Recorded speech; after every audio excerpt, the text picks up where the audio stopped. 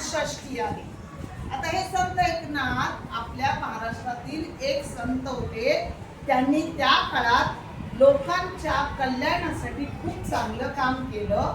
त्यासाठी सर्वसामान्य लोकांना सगळ्या आपल्या धर्माची वागणुकीची भाषा समजावी म्हणून त्यांनी आपल्या मराठी भाषेमध्ये लोकांना वेगवेगळ्या प्रकारे अभंग, भारुड आणि काही लोकगीत सादर करून किंवा लिहून त्याद्वारे लोकांमध्ये चांगल्या विचारांची रुजवण केली।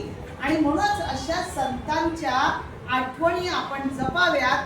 त्यांच्या आठवणीतून आपण आपलं जीवन चांगल्या प्रकारे वागण्यासाठी म्हणून आपण ह्या संतांच्या पुण्यतिथी किंवा जयंती साजरी करतो।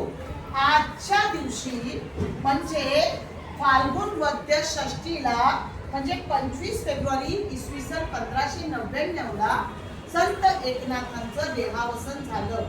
म्हणजे ते मृत झाले, मृत्यू पावले। पण आपण संतांच्या बाबतीत किंवा थोरांच्या बाबतीत मरण पावले असं सहज बोलत नाही, तर त्या दिवशी त्यांचं देहावसन झालं म्हणून त्याला आपण पुण्यतिथी म्हणतो। आजच्या दिवशी त्यांचं देहावसन झालं म्हणून आज संत एकनाथ षष्ठी साजरी करत असतो आपण।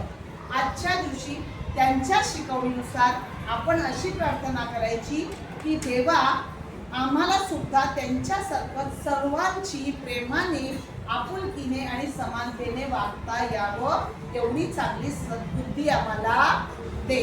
सर्वांनी डोळे बंद करा बघू।